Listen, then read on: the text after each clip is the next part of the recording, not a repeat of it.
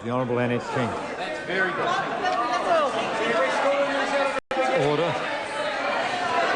I apologise, the Honourable Member. Can I say to both sides of the House, please, just a little decorum. The Honourable Annette King.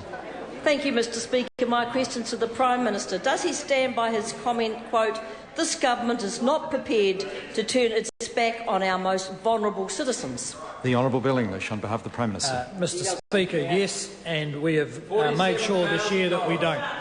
The Honourable Supplementary question. Does the government still consider the National Council of Women to be an organisation that represents the views of a large cross-section of women in New Zealand, including vulnerable women? The Honourable Bill English. Mr Speaker, the National Council of Women is a long-standing and respected organisation.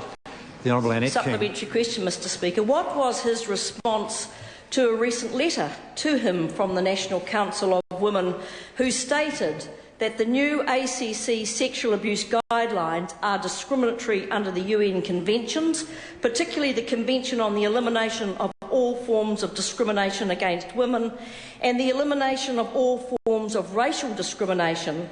And has he given any commitment to investigate NCW's claims? The Honourable Bill English. Mr Speaker, I'm simply not familiar with the letter or any reply that the Prime Minister may have given. The Honourable Annette King. Question, Mr Speaker. In light of that answer, will he respond to NCW's request that he implements temporary special measures as provided for under the UN conventions before the 10th of January 2010, when all the existing ACC claimants will be transferred to the new guidelines, which have been condemned by clinicians throughout New Zealand? If not, will he now endorse those guidelines so the public and NCW will know where the Prime Minister of New Zealand stands on this issue? The Honourable Bill English. Mr Speaker, on behalf of the Prime Minister, I'm sure he'd be happy to discuss that issue along with any others with the National Council of Women. The guidelines, as I understand it, have been prepared by ACC, are consistent with the legislation passed by this House and prepared by clinicians. Question number 6, Dr Russell Norman. Point of order, the Honourable Annette King. Mr Speaker, I seek leave to table the letter from the National Council of Women to the Prime Minister, dated the 14th of December. Leave is sought to table that document. Is there any objection? There is no objection. Question number 6, Dr Russell Norman. I beg your pardon, is it a point of order? Supplementary question, Mr Speaker. Okay, supplementary question to order off level. Supplementary to question 5. To the Prime Minister, what is he doing to address the findings of the recent OECD report, which showed nearly a third of New Zealanders on below average incomes had missed out on healthcare because they could not afford it? The Honourable Bill English. Well, Mr Speaker, I think I'd be interested in looking at that report on behalf of the Prime Minister, but I'd be surprised if it wasn't contradicted by evidence from New Zealand, which I understand generally shows people are getting access to healthcare.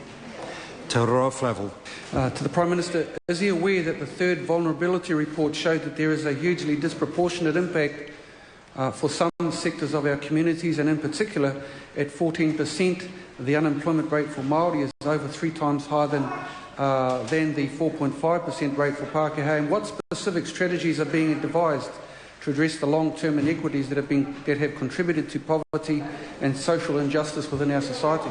The Honourable Bill English. Mr Speaker, on behalf of the Prime Minister, yes, the government is fully aware of the impact of the recession is disproportionate on some groups of people, and that is why it is absolutely vital that we get on and create an economy where those people get the opportunities they need to overcome their disadvantage and to get out of the low-income trap. And I'm pleased to say we've been able to work with the Members' Party to back measures that will achieve that. Question number 6, Dr Russell Norman. Thank you, Mr Speaker.